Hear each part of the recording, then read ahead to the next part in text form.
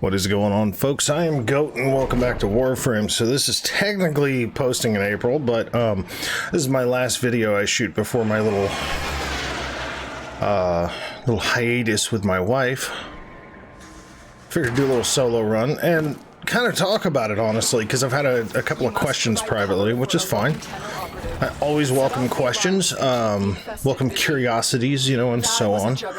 I had a person ask me, whenever I'm doing this, why am I only running Nezha? Well, first of all, I don't. When I record, I run Nezha just because it keeps everything flowing quickly. Okay.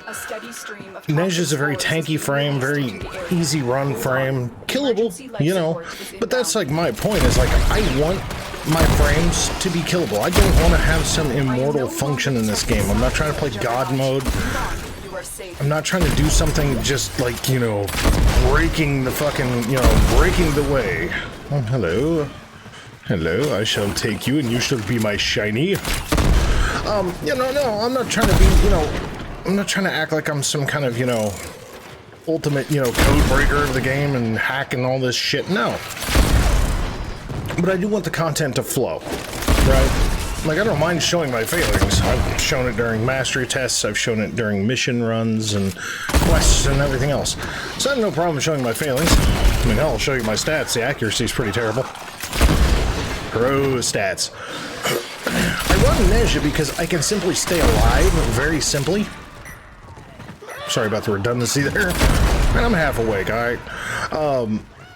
Get ready no, I can stay alive, I can kind of just do my thing.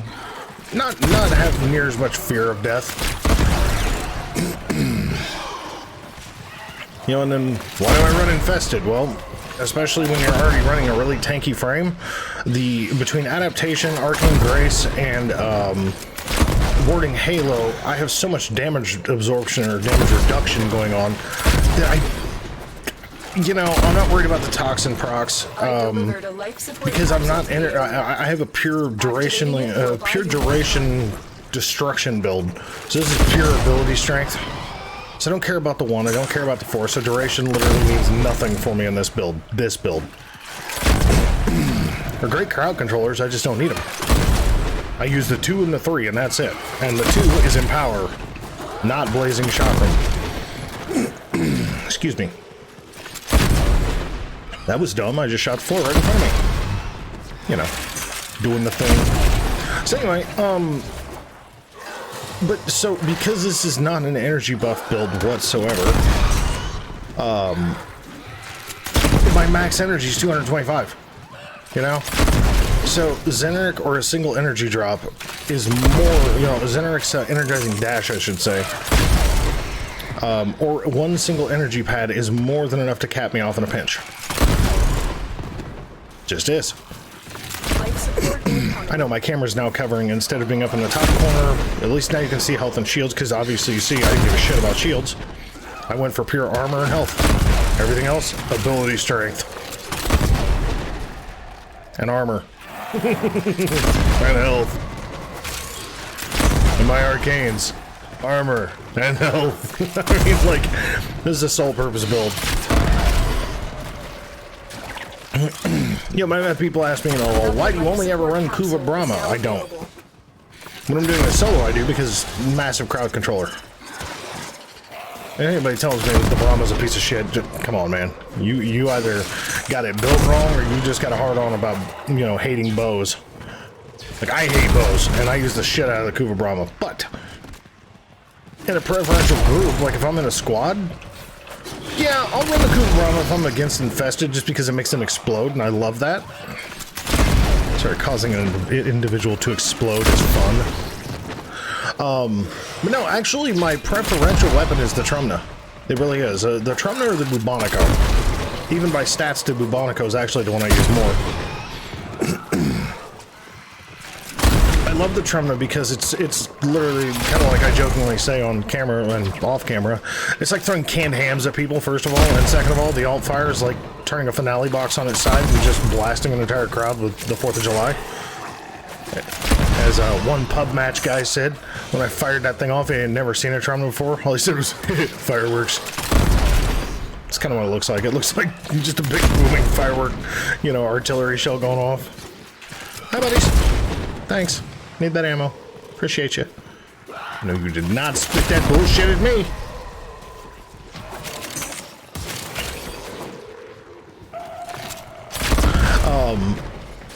You know, and then a lot of people are like, you know, well, you only use the Guando Prime. No, I don't.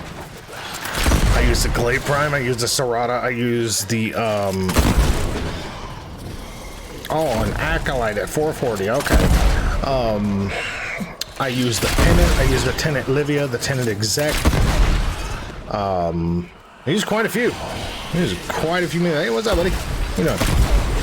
I'm gonna try to aqua your ass around. Get the fuck out of here. No. No, no. Excuse me, no. Fuck you, healer, or disruptor.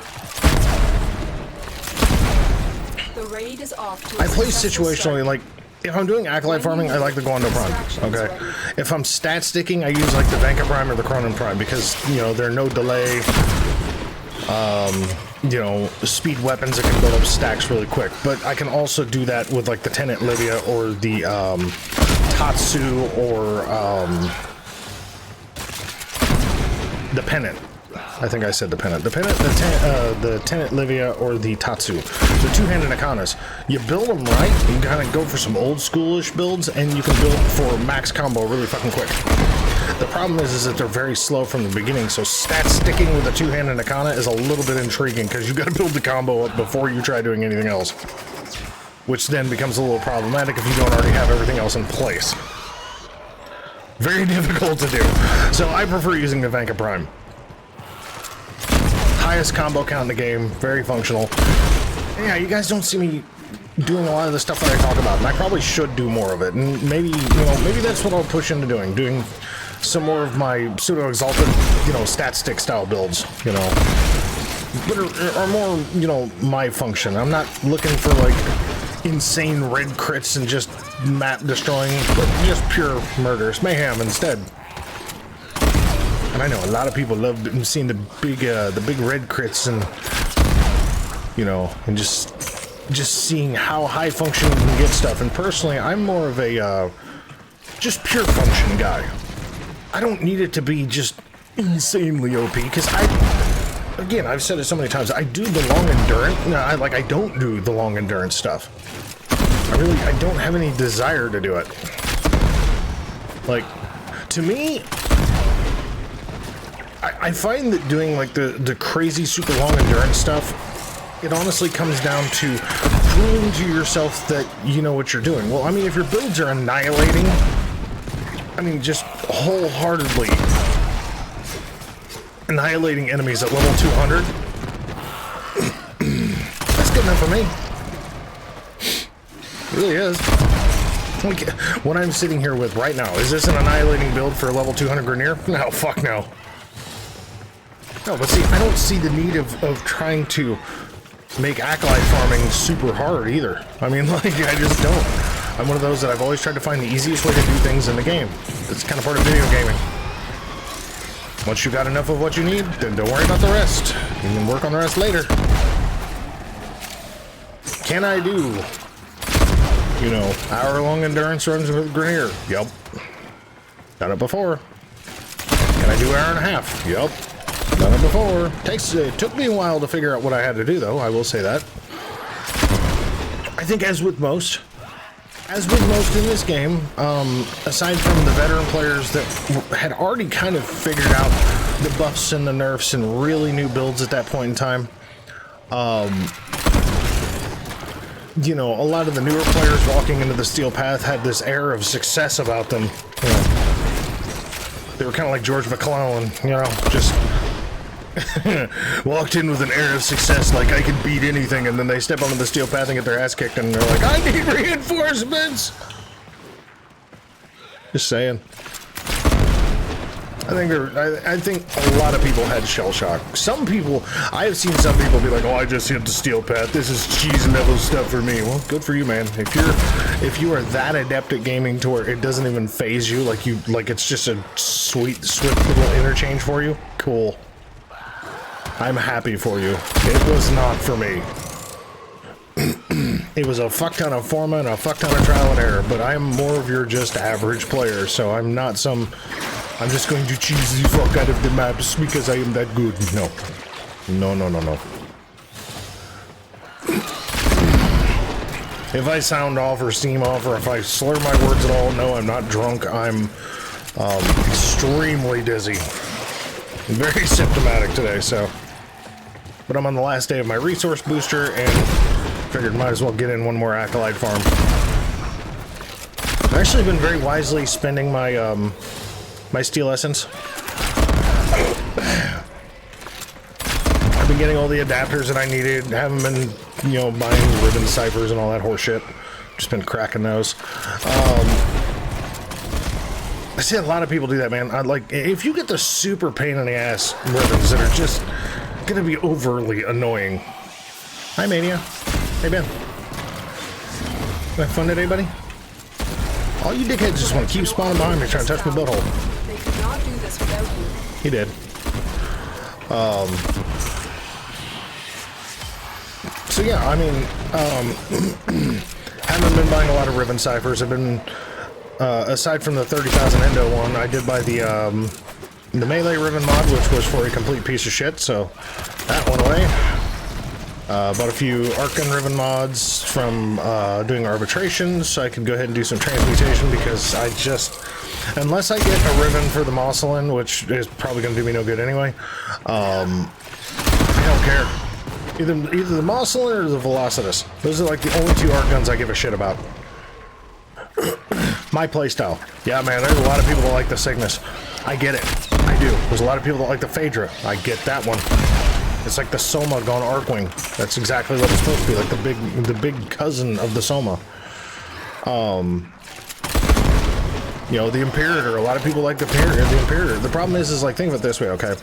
I use the Velocitus on close range combat. So stuff like the Jorda's Precept and shit like that.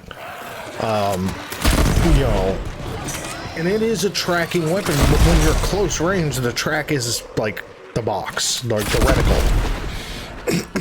Stuff like the Imperator, stuff like the Cygnus, you know, the Phaedra.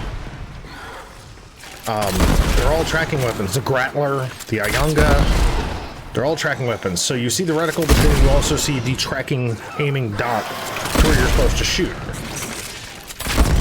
Try having triple vision, you know, or double vision, which is actually worse than triple, because at least with triple you can usually aim for the middle and you're good. Try having like double vision or stupid blurry vision, and then seeing that little white circle that tells you where to, you know, hit an enemy. Right. Hence why I don't like them. The Mosselin just like light speeds the bullets. There's no tracking, there's just shooting. So if I can fire within the reticle, it makes my life a lot easier. Really. See, people ask why I use the Guando Prime. I don't need to build up combo. They die. You know, my glaive build. And a couple people asked me, they were like, why don't you have any combo duration built up? Why? Why do I need combo duration? I thought it explodes. They die. That's the entire point of your weaponry. To use and they die. Saying. Oh my god, would you assholes really, like, I'm giving you every opportunity on this planet, in this lifetime, this short lifespan that you have, to take down my armor. Come on. Come on, you can do it. Thank you.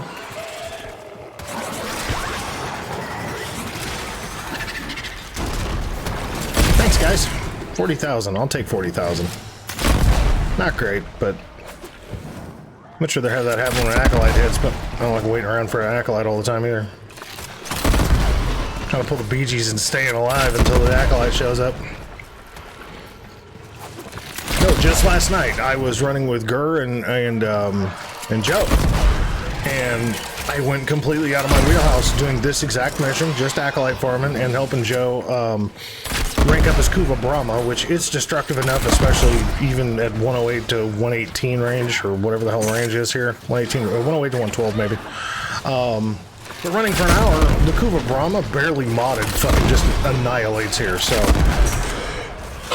And Joe found that out when we were here. He was like, oh yeah, man, this thing's great.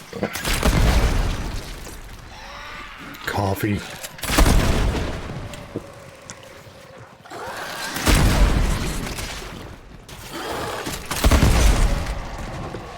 They think they're fun. So, no, I mean, I came in with Protea. Now, I've run Protea solo. Where I goofed, honestly, is the fact that you do get more enemies when you've got a crowd with you. Okay. It's kind of part of the shtick of the Steel Path. So I kind of had to readapt my gameplay a little bit. I probably should have been recording because it would have been funny. I died a couple of times. I think it was about 20 minutes in before I finally kind of reassessed the game plan, if you will. We will all share in this bounty. Hold out. It's fucking hot in there. Turn on my little USB fan and cool myself down before I have a fucking heat stroke. Yeah, no, but I ran Protea. But what I did is that I brought in totally wrong weapons. Totally wrong weapons. But don't get me wrong. I am one of the, I don't know if you would say few fans, but one of the more normal fans of the Tenet Tetra. Reason number one, it's actually a pretty damn good assault rifle. Especially if you stick primary merciless on it, man, you get a fuck ton of ammo. It is pretty damn punchy, and with the Riven mod that I've got for the Tetra, the son of a bitch has like 117% crit chance. And a decent multiplier. So I'm not mad at it. So yeah, so there's that. But then for two, the Tetra now having an alt fire with the Tenet version, basically being near the equivalent of what the Brahma does with one arrow. I'm not mad at that. The part that does suck is that it takes the entire magazine to do it. So that's not ideal. Again with this trying to touch my butthole. Y'all just sneaking up and trying to touch my butthole. I need a rape whistle for these fuckers. Jesus. Maybe when they show up, I just need to back up to the back of the room. Just be like, no butthole touch. Excuse me. Hence part of my ear issues. I am so symptomatic. my sinuses are fucked right now. But no, so I brought Protea in, and I brought Rhino in. And honestly, aside from just dicking around with Rhino on the Steel Path, I have barely run Rhino on the Steel Path. Like, so much, or so little so, that I actually had no idea that Rhino's Stomp actually staggers the Acolytes and freezes all but one of them. So, you know, that's that whole fun fact moment. You do Rhino Stomp, Acolyte no move for a few seconds. You may therefore cheese the bastard to your heart's content.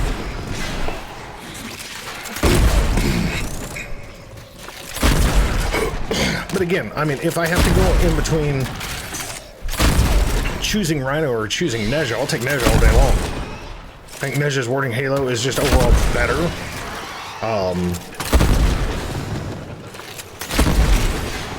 I think Nezha's survivability is overall better.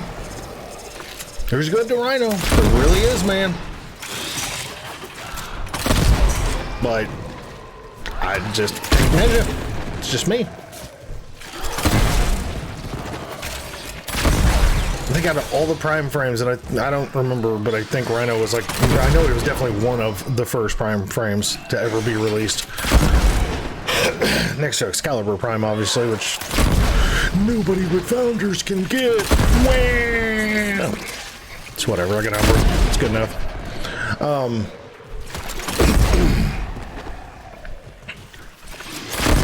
Sorry, my ear popped. No, I'm yawning.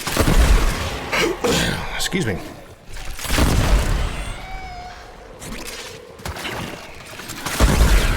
But like, Rhino is one of those frames that I truthfully believe they like, because he's an early frame, he never really got the full rework like he deserved. Because in my personal opinion, I think what you have with base Rhino compared to what you get with Rhino Prime, there's not enough difference there. There's not enough boom to Rhino Prime. Like, you get a prime frame, you should get at least a mild wow factor out of him. I don't get that with Rhino Prime. Like, it's like the devs did him dirty when they came out with him, and then just never fixed him. Said, ah, fuck him, nobody cares.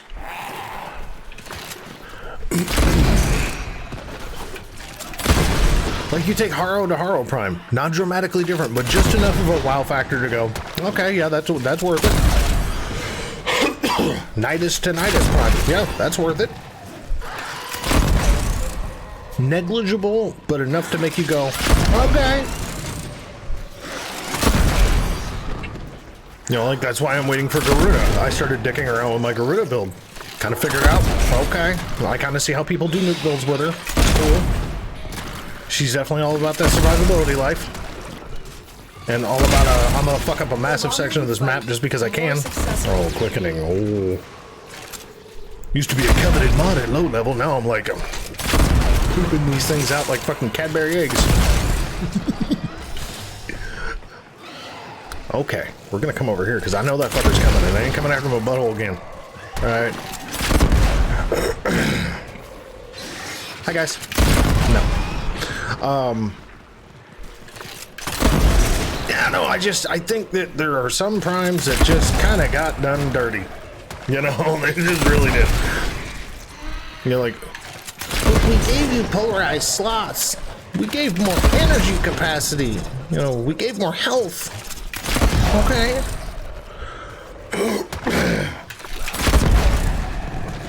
Why not give me higher functionality for their, you know, like an actual dramatic change on the function of, like, let's say Iron Skin.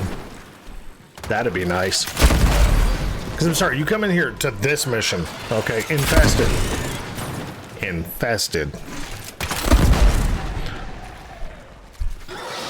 in here with Infested, with the Iron Skin or Ferrite armor.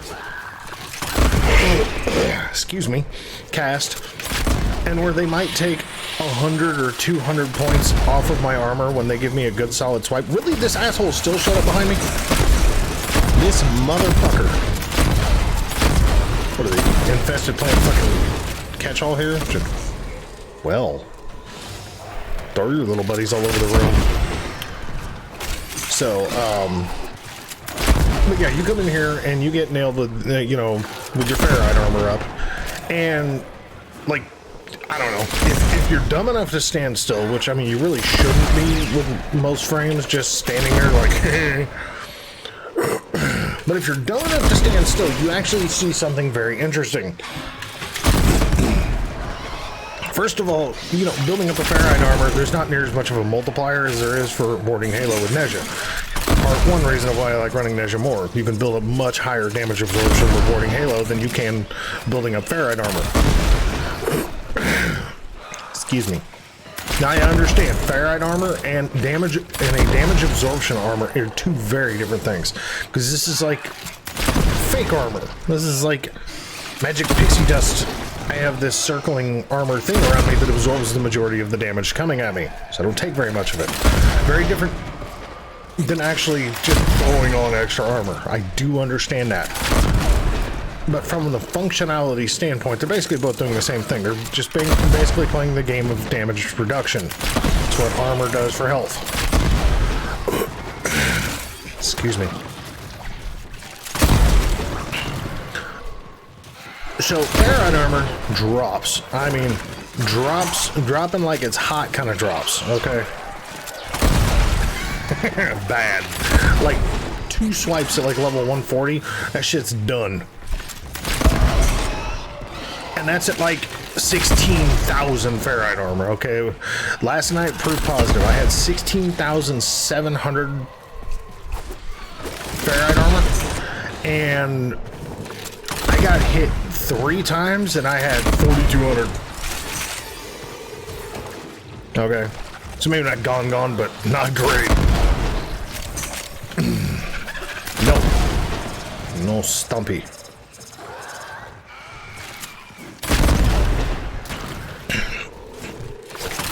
Or this. You've already seen me, seen them hit me. They've taken down 700.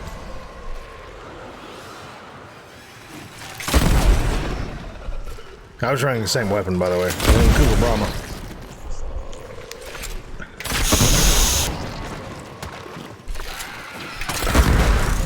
Now, is there other... Get off my dick. Now, is there other abilities on Rhino that are actually better than running Nezha? Yeah? Rhino's Stomp, very good. Rhino's Roar, very good. Not gonna take anything away from that, especially knowing that I can just kind of make an Acolyte pause for a moment and just cheese the shit out of him. Yeah, oh yeah. I'm at that all. Did not just spit that shit at me, you son of a bitch. Gonorrhea's down. Is that bad or good? That son of a bitch. He blew up. Hey, here we go. You already know this asshole's coming behind me, so I might as well just come out of the fucking room. He done learned my game. Forget. Well, get off me. We will all share in this bounty. Oh, get off. Hold out as long as you Malice, you asshole.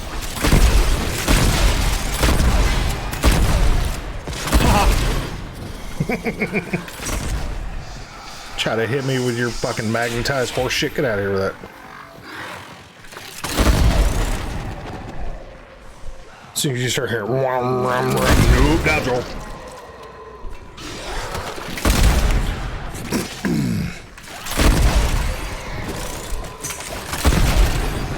Oh, I feel like crap.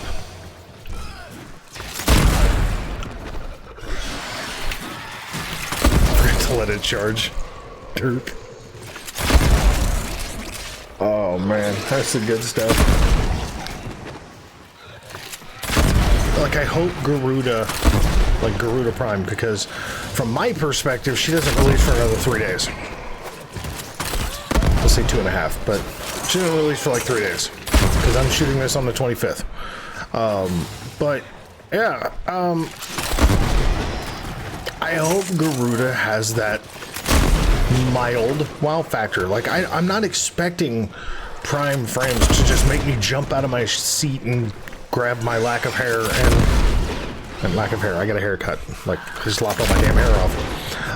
But I'm not expecting them to make me jump for joy, which would probably be bad anyway. But I'm not expecting them to make me jump for joy and scream and be that kind of excited. But I just want a little bit of wow factor.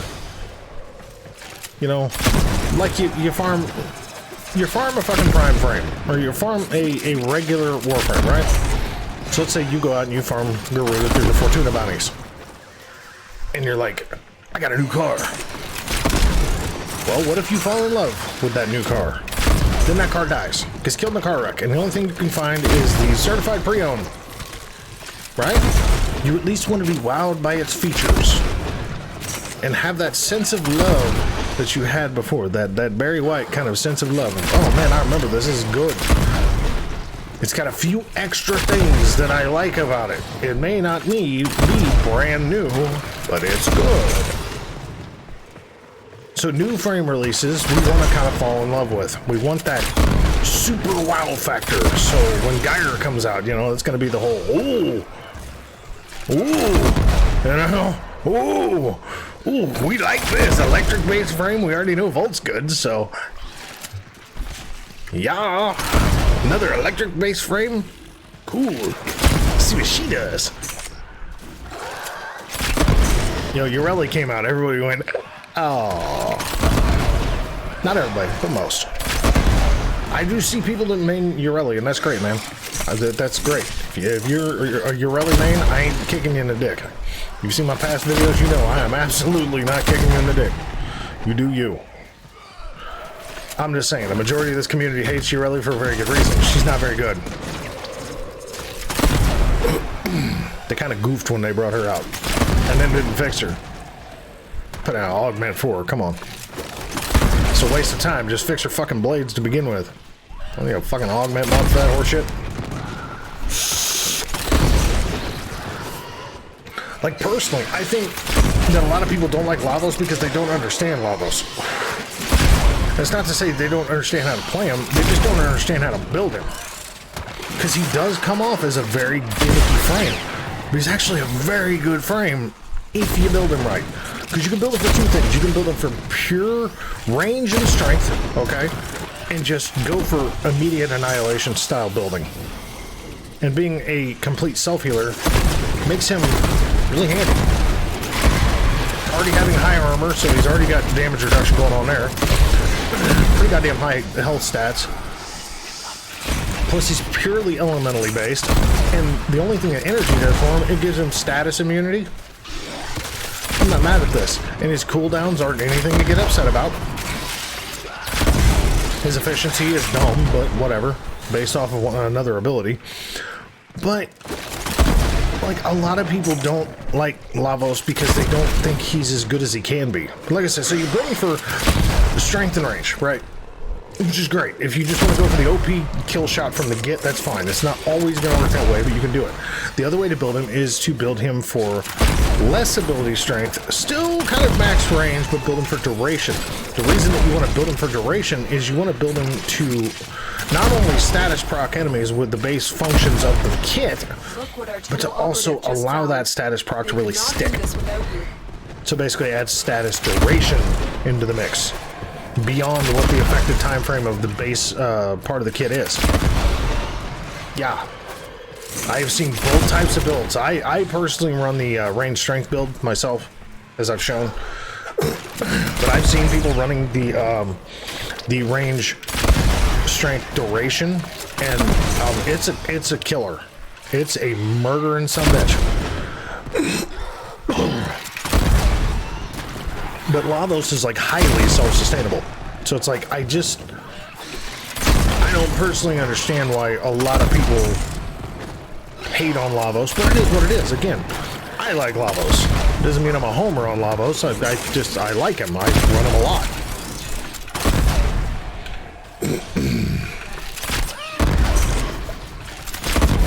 I kind of bumped the joystick, shot too high, and still killed a bunch. It's all good. Give me. I want the life supports.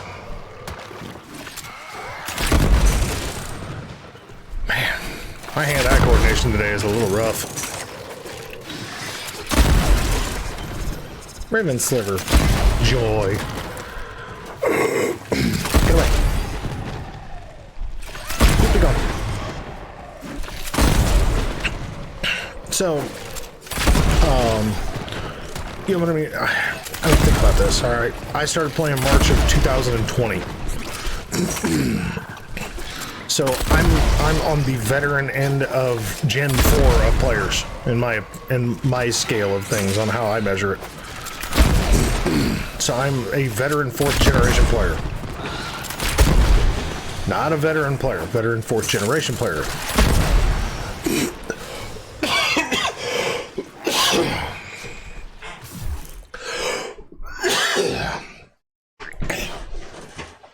Sorry about that.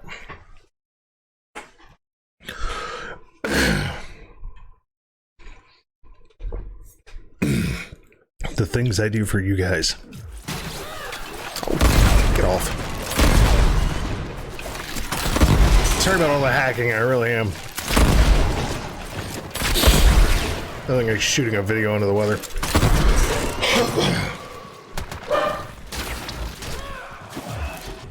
Excuse me. Sorry about that. My dog was barking. Doesn't usually bark unless somebody's fucking with the house. Now, he happened to be barking at the neighbor's kids. He's turning into the old guy. Get off my lawn! I mean, if you think about it, though, since I started playing, just new frame releases. We had the Deadlock Protocol hit, so we got Protea. Or Protea. What else have we got? Hell, I'd have to look, honestly. I'd really have to look. Sevagoth, Lavos, Zaku, Ureli.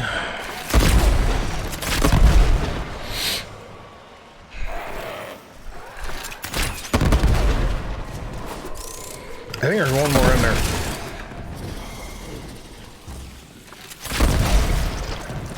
I really do. I think there's one more in there.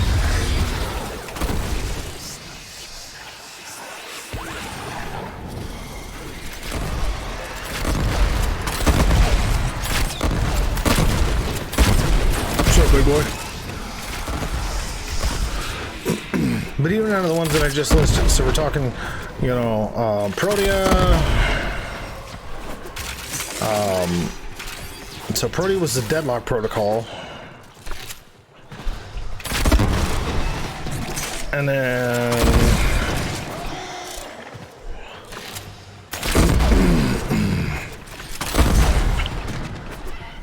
let's see here.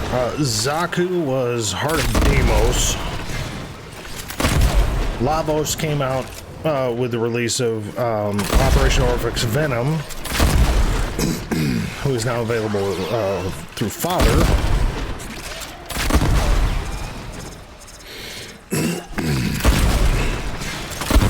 I'm not talking about release primes, because that's a whole different list in itself.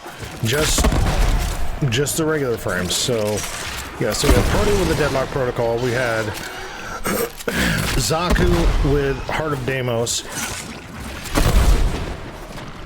And then Orphix Venom hit, and we got Lavos, which came with the Cedo and the, you know, his Heart of Deimos released, and we had the Trumna and the Sepulchrum and the Kiratinos and what is the other one? I can't remember the name of the pistol. The Embolist? Maybe? Successful we will be. Cost assist? No, cost assist melee. Anyway, so yeah, so Protea, Zaku, Lavos, then Sevagoth with Call of Tempestari. Got Ureli with the Wave Rider.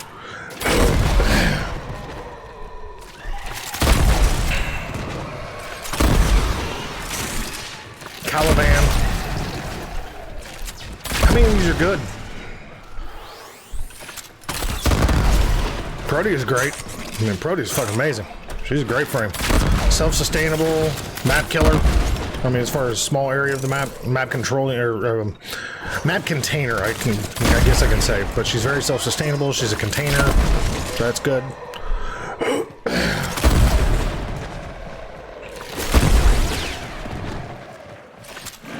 Zaku, very good frame. So, Deadlock Protocol being the tile rework, or the Corpus ship tile set rework, and releasing the Granum Void, which is a pain in the ass farm place, but, you know, releasing the Granum Void, whatever. Plus you get Protea out of the mix. Overall, I'd say it was a win of a quest. Heart of Deimos, you get the Necrolisk. So you've got the Andrade family for farming, which is hands down the worst of the planetary syndicates to farm, because it's just a grind. Because of the token amounts. Like, I think the token amounts are the worst. 100 standing for anybody but son and grandmother. And you can only get so many per 3-hour period. Like, what? Get the fuck out of here with that.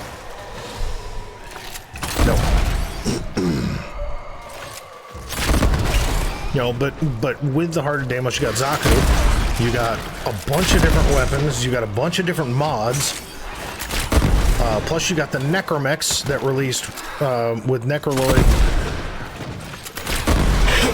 and then became a viable function through Operation Orphix Venom, which was really their initial time to shine. It was like Necromex got released with Necroloid, and then all of a sudden it was like, by the way, here's what these are actually for. Orphix fields. Okay, cool. Now we know why these exist and why we had to farm them. Cool. Alright with us. You know, but then Orphix Venom released and we got Lavos. What up, yo? Hi, how you doing? That damn, put it down. Stop it. I'm not trying to fence. You've got a rapier, I've got a bow. I'm winning.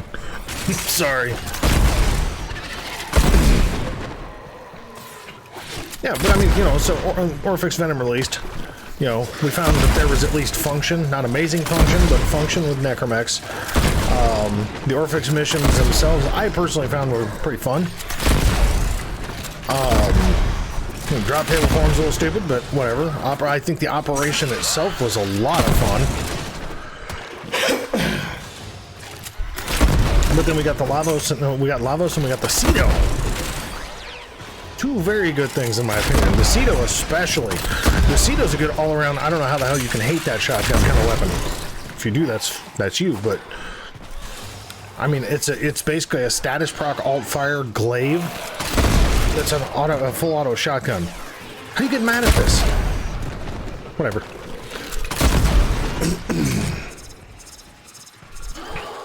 Hi. In my opinion, though, I think Lavos and Zaku, good releases. Then things start getting wonky, though.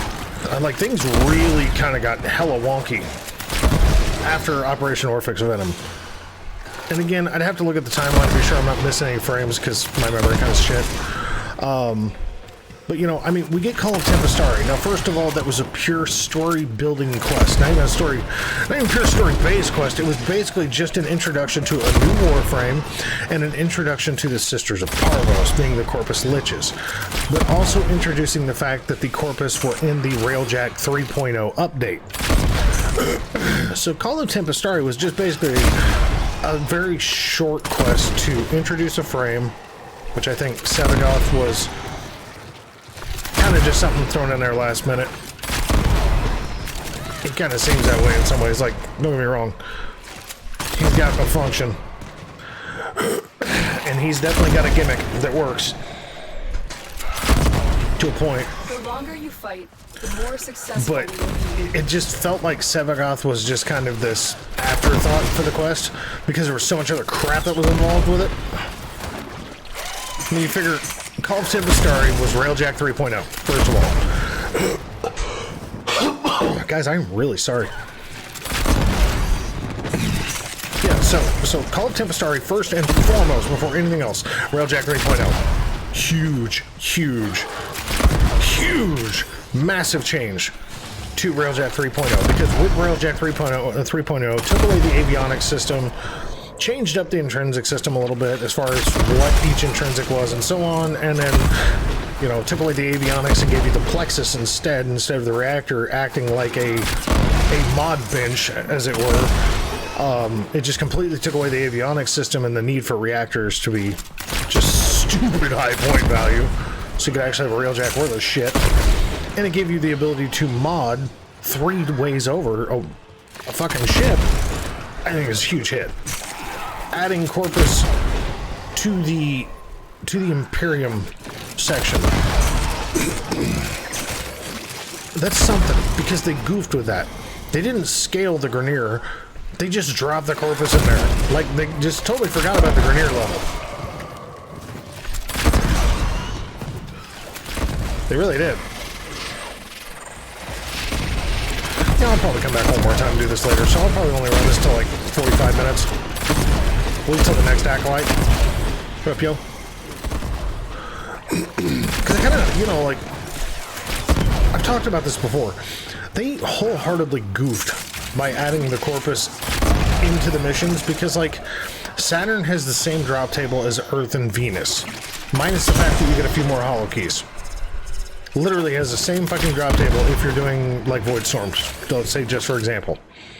So if that's the case, why in the hell do I want to fight something that's literally 2 to 3 times as hard on Saturn if I can just do the Void Storm on Earth, or if I can do the Void Storms on Venus to get the exact same drops if I'm farming, let's say, the Epitaph. And they goofed with the Corpus by making the missions literally twice as long to do as it takes to do the Grineer skirmish, even with ship killer platforms and shuttle bays and things like that. It literally takes twice as long to do the Corpus missions, because there's almost always a priority target, there's almost always a cruise ship target. The priority target in itself usually takes 5 to 6 minutes. The cruise ships take, you know, a minute or 2. Then you have the entire Corpus Galleon, or the Corpus Mothership, whatever the name of it is. You know, so you have all this crap that you have to do on the Corpus missions. So even though they are lower level, they literally take twice as long. At least 60% longer, we'll say that. Like, where you can usually knock out a Grenier mission in about 7 minutes, it usually takes you at least 13, upwards of 18 fucking minutes to do one singular fucking mission in a Corpus Void Storm. Just depending on what the mission is. Like, Volatile, get the fuck out of here. That shit takes forever. It's just not worth the farm. It's worth it to wait for literally the Grenier side of it. Fight the harder stuff, but take half the time doing it. Give me a skirmish with the ship killer platform and I'll knock that bitch out in 10 minutes or less. More like literally 7 minutes, and that's solo. Okay? 7 or 8 minutes to do a ship killer. If I'm doing the anomaly, add about another 3.5 minutes, most. That's from fucking around.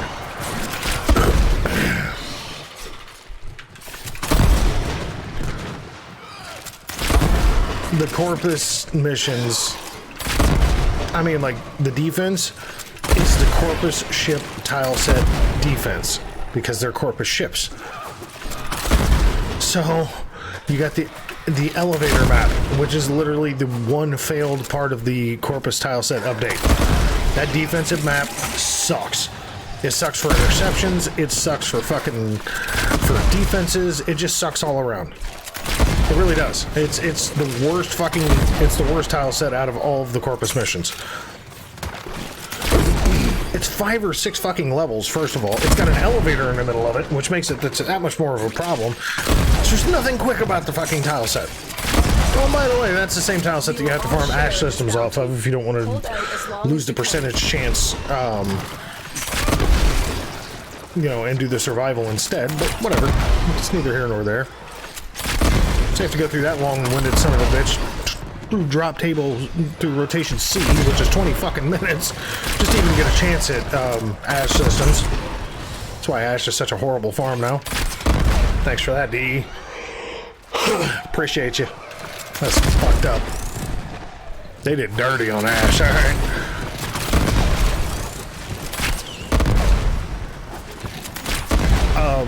But yeah, so Railjack, overall, I think Railjack 3.0 was good for the Railjack, bad for the map and drop tables, and okay on the frame. Where it was a win for the frame is, it wasn't the frame itself, but was the fact that when Helminth was introduced, Gloom is literally the most infused ability out of, like, every Warframe. I mean, it's a range-based lifesteal, so for any squishy frame that doesn't have self-sustainability running on the steel path, Gloom is your winner, right there. Have a nice day. GC's the way. You know? I mean, here, I'm just gonna fucking murder everything on the map and cool. I'm gonna slow it down and I'm gonna steal this life and I'm gonna kill it easily.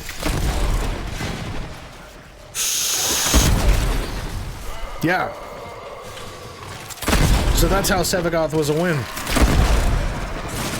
Truthfully, that's how Sevagoth was a win. Sevagoth was a win because his infused ability is, or his subsumed ability is the most infused ability in the game. I actually don't think Sevagoth is a bad frame. I think his energy economy sucks, but I don't think Sevagoth is a bad frame.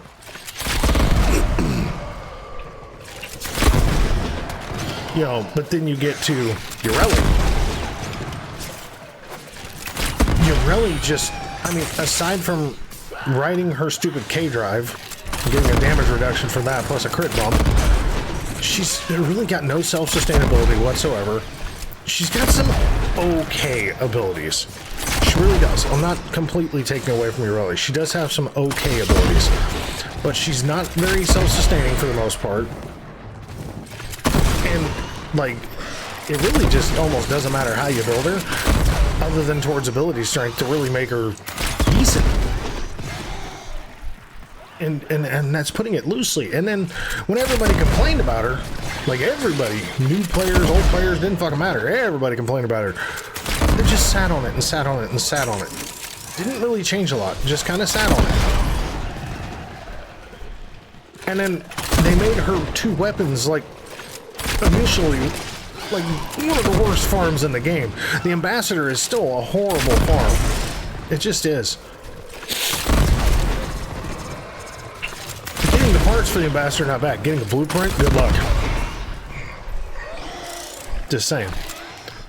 Go look at what the Ambassador blueprint sells for on the market, and that will tell you, like, the market plat cost kind of tells you how bad a farm is. Okay, the Ambassador blueprint will tell you how bad that farm is, because nobody wants to farm it. Getting the parts is easy. Getting the components for the Ambassador, finding Arachnoids in Corvus, you know, Railjack missions is easy. Getting the blueprint, not so much. You know, the compressor, kind of the same deal. You know, it's like, really, what? It's silly. So everything about Ureli was problematic. You know, and then we get Caliban. Now, Caliban's got potential. Okay, don't get me wrong. Caliban does have potential, but right now he's broken and in most of the ways that aren't good. My personal opinion, he's got one really good ability, and it's not even amazing, but it's really good. His second ability could be amazing. Really could be. It could be absolutely OP as fuck. Minus the fact that there's an enemy cap. There's a number of target cap to the fucking ability. It makes no sense. His first ability is fucking stupid. Here, I'm going to spin around like a conculist, and I'm going to bump into things, and then I can cast my second ability while I'm doing this. I'm going to do a little damage to you while I do it. That's dumb. His third ability, summoning three different, you know, three different sentients to come help aid you, right? To come help aid you. Torment.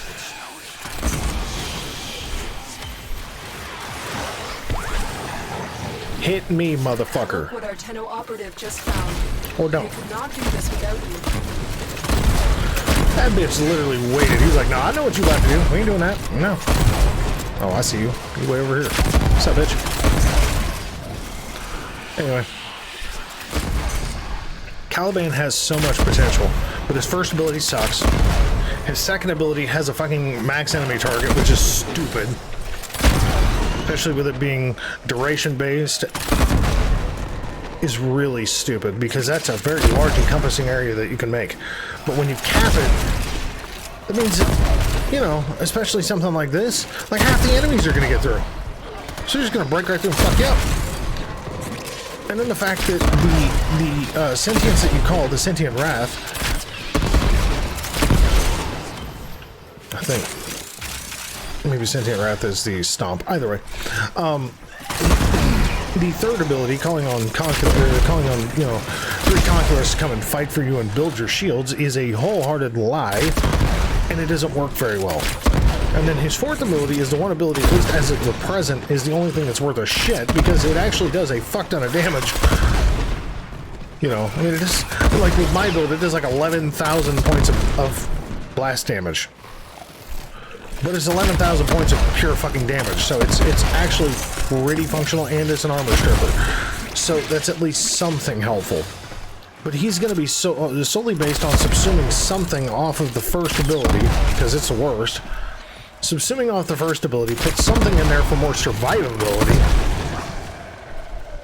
and then almost living and breathing by your weapons, because his abilities are just so broken. So, yeah, I mean, you know, Warframe releases have not been great as far as new quest stuff. They just haven't. Overall, like, it's like you get past Lavos and it was just like, wait, what? And Sevagoth has a shit ton of potential. Don't get me wrong, Sevagoth is not a terrible frame. He's not. He's actually pretty fucking good, because he's 2 frames and an exalted weapon. You know, and 2 frames with completely different stats that literally do the same thing almost. 2 out of 3 of their abilities are shared. They're just named differently.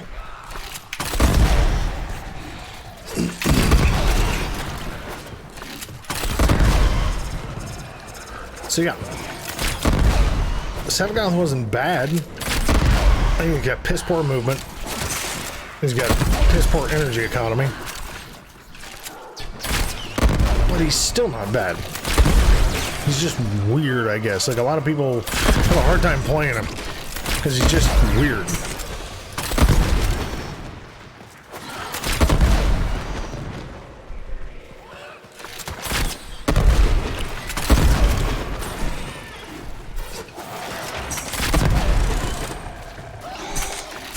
Hi, friends. How you doing?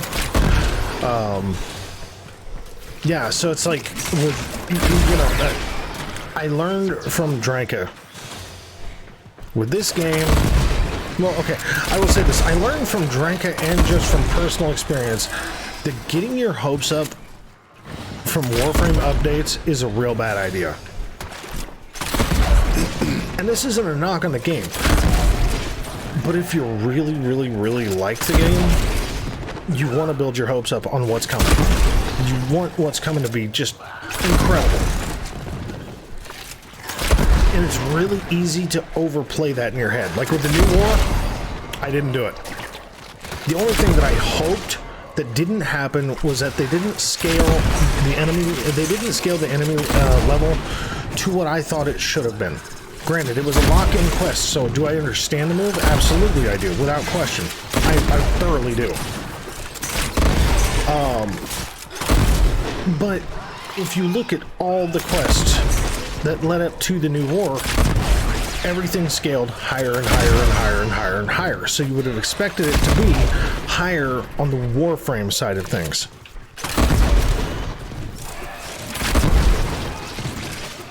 You know, so like when you actually had your Warframe, you actually had your normal functions back during that quest, so beginning and end, I expected the level scaling, the enemy level scaling, to be way higher than what the fuck it was. Not in the range of 20 to 25. I'm sorry, when you do the sacrifice, you're fighting, you know, somewhere between level 35 and level, you know, like level 35 to like levels, what is it, 75, I think? Enemies in the sacrifice? Something in that range? I could be wrong, but I think that's what it is.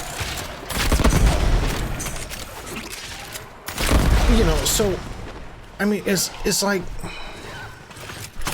I had the expectation of at least that range of enemy, and we didn't even get that. Granted, like I said, I understand it. Lock-in quest, you only lock in a bunch of fucking players into a quest, and then have to, like, completely rework half your damn game programming because half of your fucking player base is stuck in the quest. Because they were ill-prepared for that kind of enemy leveling. Oh look, it's Malice. Our favorite local dickhead.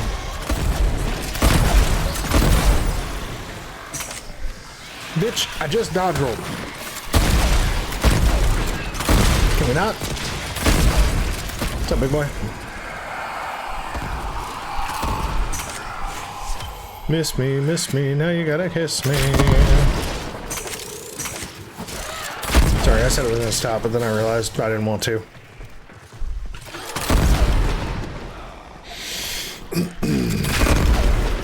So yeah, I mean,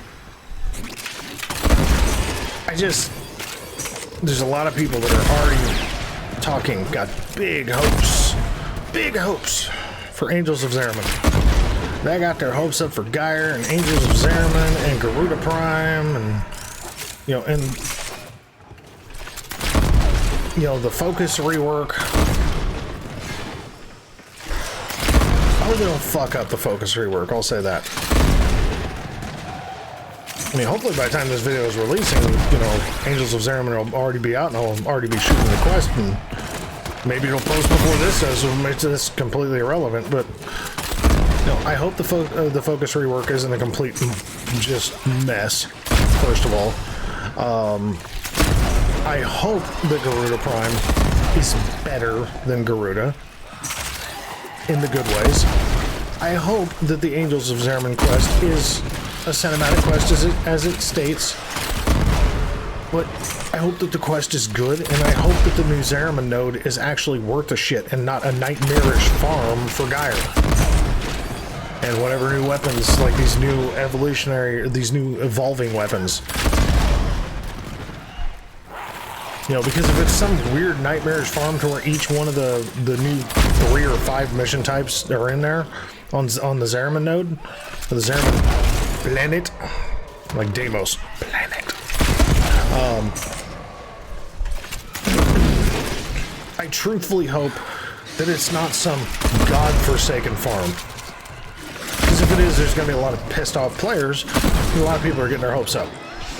A lot of people. And a lot of people haven't learned the lesson of stop getting your hopes up for, Warframe releases, because they're always goofy, they're buggy, they're, I mean, they're multi-platform release, same-day release, so there's always going to be a fuck ton of bugs going on.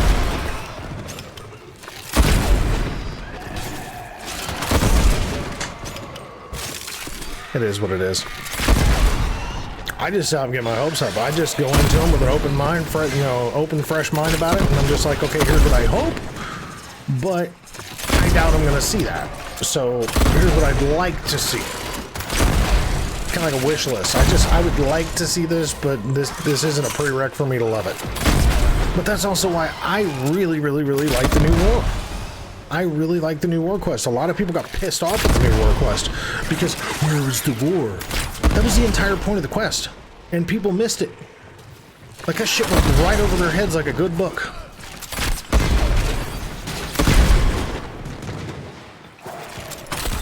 The whole point of the new war was the fact that we lost, and it was coming out of the remnants of the fact that Valis didn't want to fight a war. He just wanted to take out enemy combatants and then take over the system, to create his own new personalized empire for himself to where he was God. That was the entire fucking point, guys. Why fight a war when you can just enslave the population? That's what he wanted to do. Take out the few combatant security forces, which is what we saw in the beginning, and then beat them by forcing submission. That's the new war. I saw people bitching and bitching and complaining, and they're still complaining to this day in Facebook groups, and they're complaining in forums about, the plot holes. The plot holes. Oh my god, there's so many plot holes. If I have to play a 4-hour or 5-hour quest, I don't want a bunch of plot holes. Why the fuck not? Seriously. Ooh, that was a lot of energy sapped. Ain't no bueno. That was a lot of energy sapped. I was looking at the camera. I wasn't looking at the fact I had 2 parasitic Xmas just sapping the shit out of me. Assholes. See, like I said, generic or energy drop pad and a pickle.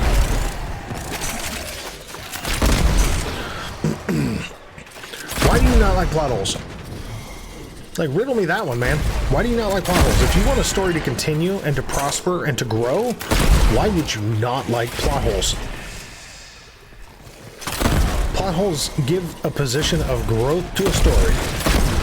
Really, I got malice twice? Die, pussy.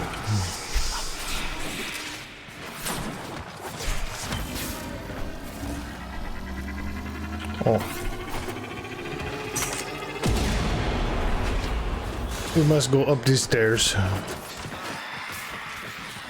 Wait, what?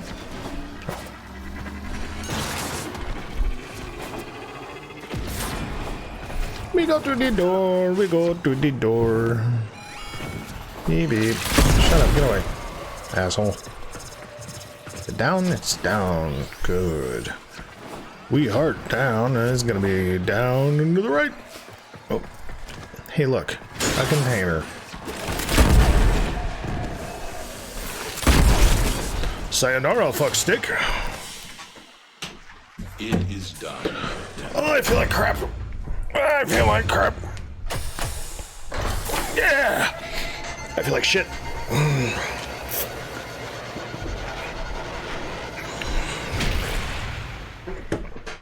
So let's look at something real quick. Once this nonsense is gone.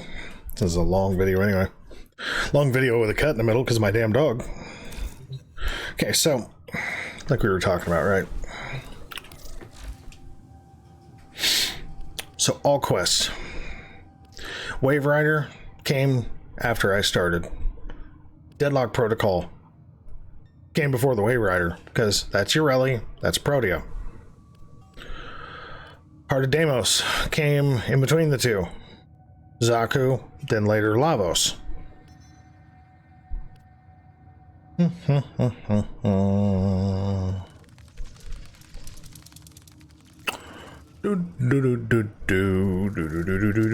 Call of Tempestari came before Wave Rider, but as you see, Sisters of Parvos, Railjack 3.0, Sevagoth, you know, the new war.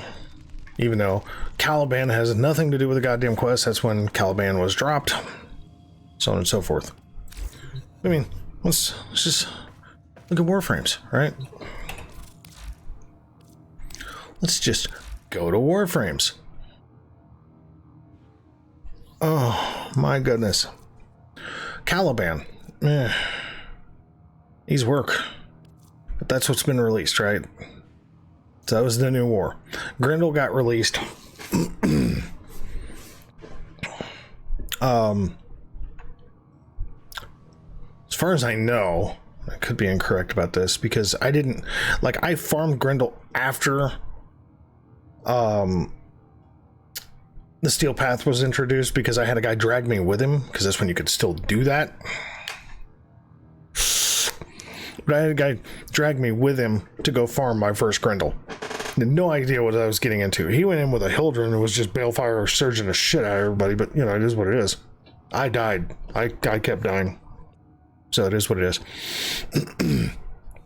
But Grendel was introduced when the Steel Path was introduced, if I remember correctly, because arbitrations, that's where you farm Grendel, as you get the Grendel coordinates from Arbiters of Hexus. So technically he released while I was playing, if I remember correctly.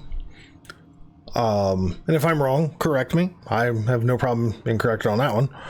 Lavos came from Orphix Venom. I still say Lavos is a good frame. Protea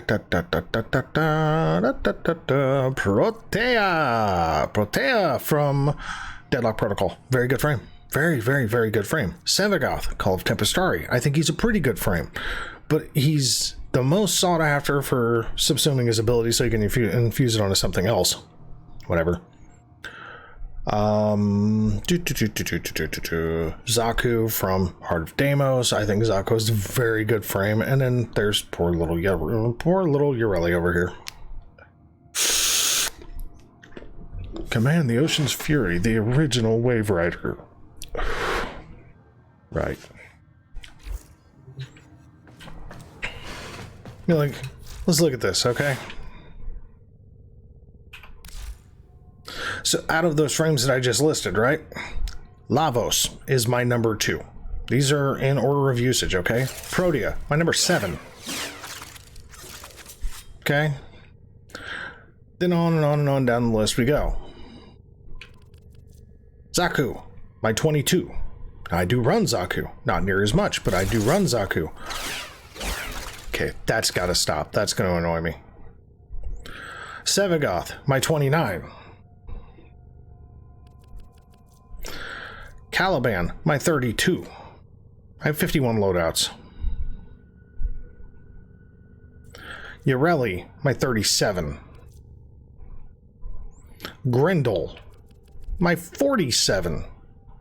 51 loadouts, 48 of them are non-replicant frames. Okay, so none from 1 to 48 are the same fucking frame. The only extras that I have are these guys. And those are when I'm running with lower level players, so I'm not just nuking the map, because that's not how I run with lower level players.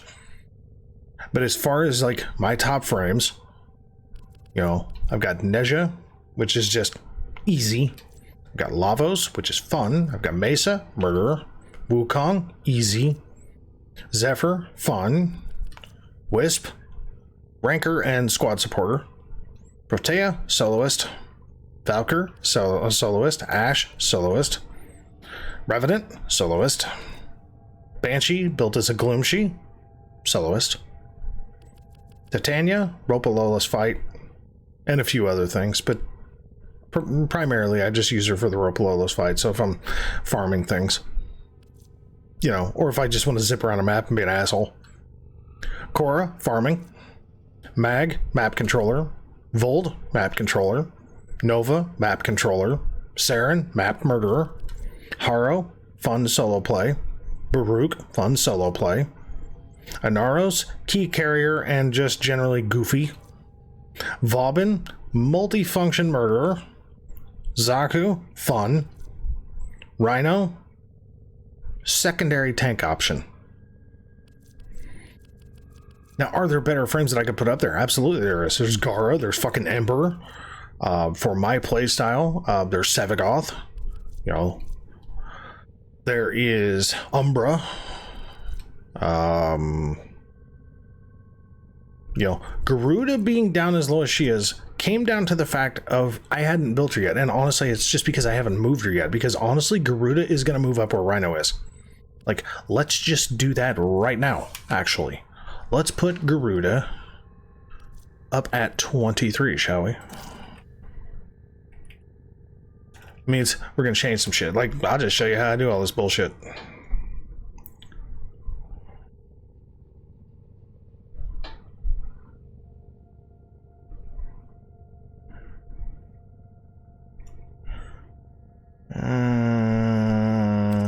Put him as 31. There went my controller.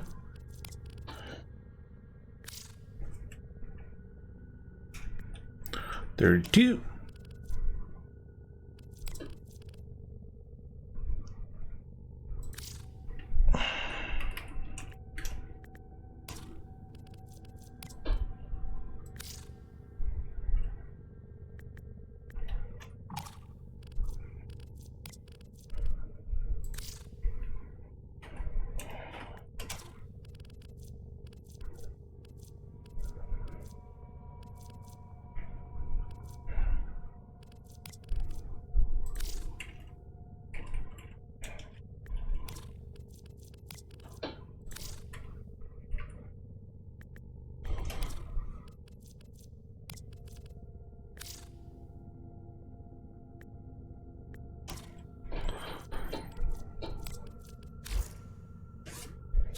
Drop my damn controller like a douche. I always forget to just set it on my desk.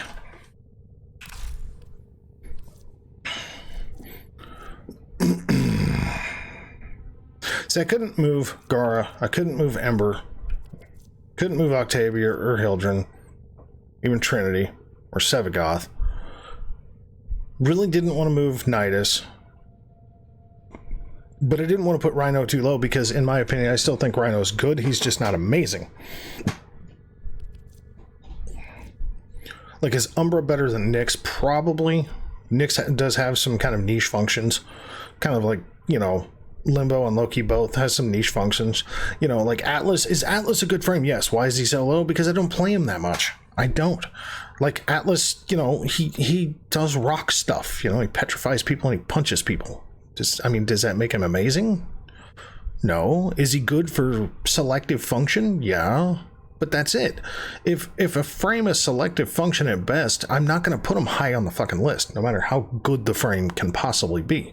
Like, Equinox can be pretty fucking good in the circumstantial level. Doesn't mean I'm going to stick her way the fuck up here when I'm not playing her that much, you know? Just saying. Like, Anaros is probably going to get moved, honestly, because Anaros is a good frame, but I don't play him that much. I want to keep my first page, basically, as frames that I actually play, so I don't know. It's an ever-evolving thing, as you guys always see, so it is what it is. So, anyway, there's my long-winded chit-chat and some Acolyte Farming and so on. So, folks, I want to thank you very much for watching. As always, we'll catch you in the next one, all right?